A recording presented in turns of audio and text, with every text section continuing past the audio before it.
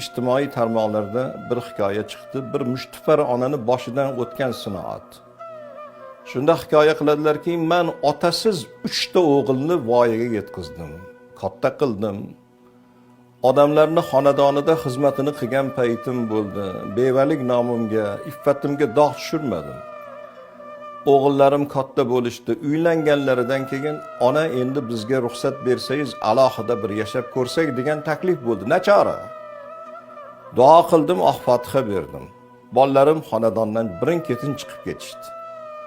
Oldin haftada bir keladigan bolalarim sekin-sekin oyoqlari tortilib, oyda bir marta zo'rg'a xabar olishadigan bo'ldi. Bir kun Alloh dilimga bir narsani soldi. Shu farzandlarimiz sinamoq uchun katta o'g'illi xonadoniga bordim. Katta o'g'limni xonadonda mehmon bo'lib, eshigini taqillatib borganimda kelin tilini uchida zo'rg'a kutib oldi. Keling ona deb qabul qildi.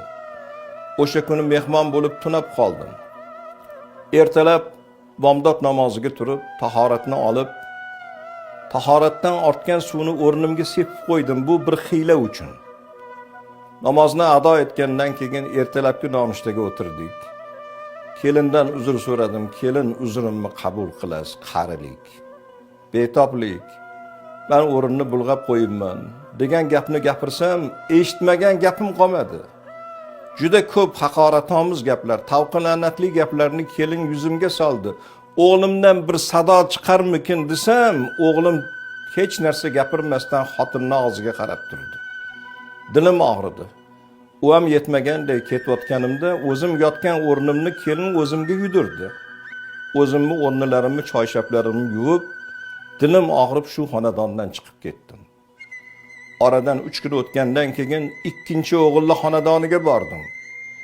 Ikkinchi o'g'ilni ham xonadonida xuddi shu sinoatni davom ettirdim. Tahoratdan ortgan suvni o'rnimga sepib qo'yib, kelindan uzr so'rasam, kelin qattiq gapirgani yo'q, lekin o'g'limni olib kirib, o'g'limga dashnom berdi.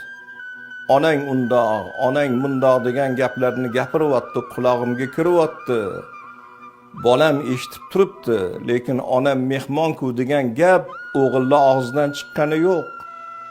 Xuddi boshini egib aybdor odamday xotinga tobe bo'lib gapiga quloq soldi. Dilim og'ridi, chiqib ketdim. Oradan kunlar o'tib, nihoyat 3-o'g'illi xonadoniga bordim. 3-o'g'illi ham xonadonida xuddi shu ishni takror qildim.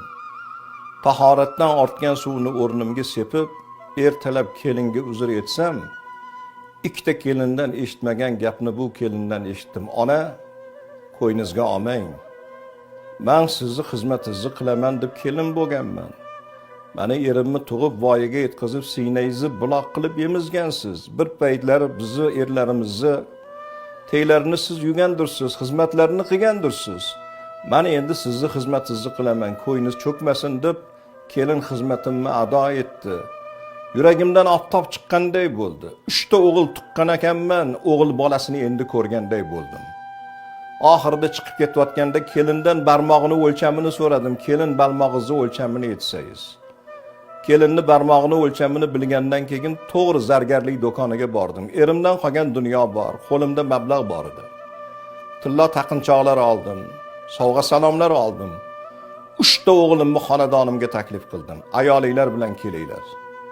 Kelinlar bilan birin-ketin o'g'illarim xonadonimga kirib keldi. Kirgandan keyin o'g'illarimga qarab, "Otasiz sizlarni katta qilganligim esinglardami?" "Ha, esimizda. Siynamni buloq qilib emizdim. Katta qildim. Odamlarni xonadonida xizmatni qildim. Sizlarni ulg'aytirib voyaga yetkazdim. Otasi yo'q farzandlardan kam qilib o'stirganim yo'q. Sani xonadoningga bordim, katta o'g'ilga yuzlanib. Men kasal emasman, sog'man. Xiyla uchun qildim, sinov uchun qildim. Tahoratdan qolgan suvni o'rnimga sepdim. Ayoling haqorat qilganda ham bir og'iz onam deb onani oldiga tusha olganing yo'q. Dilim og'rib xonadoningdan ketdim. U ham yetmaganday o'zimga yudirdi yotgan o'rnimni. Ikkinchi o'g'ilga yuzlandilar. Seni ham xonadoningga bordim, ro'shnolik ko'rarmikinman dedim. Ayoling menga qattiq gapirmasa ham seni o'zingga qattiq gapirdi. Onam deb yonimni ola olmading. Dilim og'rib chiqib ketdi. 3 ta o'g'il ko'rgan ekanman. O'g'il bolasini 3-o'g'illi xonadonida bildim. haqiqiy o'g'ilni tuqqanim 3-o'g'il ekan. Kelinga aytganimda diliz og'rimasin ona, ko'yningizga olmang deb kelin xizmatimni ado qildi. Endi qolgan umrimni Xudo qancha umr bergan bo'lsa 3-kelinni qo'lida o'tkazaman. Lekin sizlar eshitinglar. Bergan oq sutimga odamlarning xonadonini sidirib, odamlarning xonadonida bolalarimni ko'zidan yoshi oqmasin deb qilgan xizmatlarimga achinmayman. O'g'il tug'dim deb voyaga yetkazganimga achinmayman. Otasiz farzand katta qilganimga achinmayman. Lekin sizlardek farzandga bergan tarbiyamni besamar ketganligiga achinaman. Bu dunyo qaytar dunyo. Tayyor turinglar. Sizlarni ham oldinglarda o'g'illaringlar bor, farzandliklar bor. Sizlarga ham qaytmasdan ilojisi yo'q. Men hammanglardan roziman. Biron bir gapni gapirishga haqqim yo'q. Lekin tayyor turinglar. Mana shu 3-o'g'il ukani xonadonida men dilim ravshan bo'lib, yuragimdan oftob chiqqanday bo'ldi. Alloh nasib etsa bu farzandning rohatini ko'rmasdan ilojisi yo'q deb hikoya nihoyasiga yetadi. Endi bu ijtimoiy tarmoqda chiqqan hikoya, rivoyatdir, zarbul masaldir, lekin buni zamirida haqiqat bor. Ko'p joylarda uylangandan keyin ona chetga surilib qolayotgan xonadonlar bor. Onani gapi inobatga o'tmay qolayotgan xonadonlar bor. Qo'limga bir she'rni tutqizib ketishdi. Bir mushtipar ona farzandlarini xulqidan kuygan, kelinlarni xulqidan zada bo'lgan ona dilidan o'tgan narsani qalam bilan izhor qilgan ekanlar. Bu ona shoiralikni da'vo qilmaydigan ona. Havaskor bo'lib yozgan ona. Dilidagi dil izhorlarini izhor qilgan ekanlar. Men shuni bugun sizlarga o'qib berishni maqsadga muvofiq deb topdim. Ona nolasi deb ataladi. Aytay desam tilim kuyar. Aytmay desam dilim kuyar. Eshitganlar nima deyar? Shayton parvona bo'ldimi? Onang begona bo'ldimi? Yoring bilan qo'sha qari. Qadr topkin borgan sari, faqat meni surmanari bari afsona bo'ldimi? Onang begona bo'ldimi? Ilinganim mehr hamon, yurgin deyman sog'i omon. Bemehrlik kasri yomon, aqling jonona oldimi? Onang begona bo'ldimi? Jigarlardan tonma bolam, arosatda qolma bolam, jahannamda yonma bolam, ko'nglim vayrona bo'ldimi? Onang begona bo'ldimi?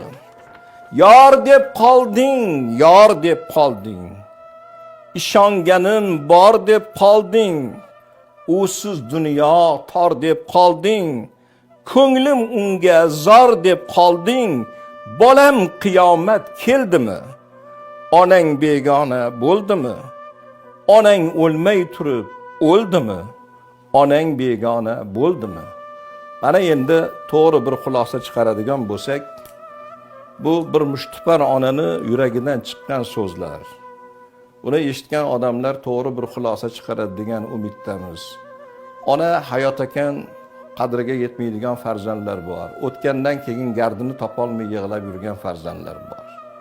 Qishloqning qabristoni to'lib, yangi bir qabriston ochilib, o'sha qabristonga butun boshli katta qabristonga bitta qabr qo'yilgan. Bitta ona, bir farzandning onasi, boshqa qabr yo'q.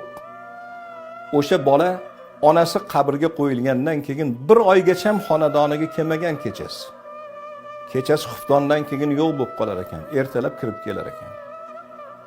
Oxirida bir oydan keyin uyiga kelib yotadigan bo'ldi. Odamlar savol qilishdi, onang qabrga qo'yilgandan beri kelmasding, kechalari qayerda yurarding deganda yig'lab turib javob qilgan ekanki, onam o'lganlaridan keyin yangi qabristonga yolg'iz onamning qabri qo'yildi. Atroflarida qabrlar yo'q ekan. Bolaligimda yolg'iz tashlab ketmagan, ko'kragini buloq qilib emizgan onam bitta o'zlari yotganlarini ko'rib yuragim ezilib ketdi. Onamning oldilariga borib yotardim. Kechasi onam bilan xayolan gaplashib chiqardim. Tong otgandan keyin xonadonimga qaytardim. Vaqt soat kelib, onamning oldiga yangi qabrlar qo'yildi. Hamrohlar keldi. Onam bilan vidolashdim. Ona diydor qiyomatga qoldi. endi jannatul ma'voda didori nasib etsin deb xonadonimga qaytdim. Onamni yolg'iz yotganlari yuragimni ezib qo'ydi degan gaplarni gapirgan ekanlar. Boshidan o'tgan odam biladi, boshidan o'tmaganlarning oldida turibdi. Har bir kun g'animat, o'tayotgan soatlar g'animat. Onalar hayot ekan, dillari og'rimasdan xizmatlarini qilib, o'zimizga og'ir olmasdan, onani bergan xizmati, qilgan xizmati, bergan mehri esimizdan chiqmasdan duolarda barqaror bo'lishni Alloh nasib etsin. Men suhbatimni muqaddimasida ham aytdim, intihosida ham aytamanki, bu hamma bolalarimizga tegishli emas. Chiroyli xizmat qilayotganlar bor, onani duosini olib aziz mukarram bo'lganlar bor. Yana shunaqa duolarda bardavom bo'lishni Alloh nasib etsin. Bilib bilmay xatoga yo'l qo'yib yoki bilmasdan onani dilini ortib qo'ygan bo'lsak, mana shu suhbatlarimizdan bir to'g'ri xulosa chiqarasizlar degan umiddamiz. Kelgusi suhbatlarda yana sizlar bilan diydor ko'rishguncha xayr. Vassalomu alaykum va rahmatullohi va barakatuh.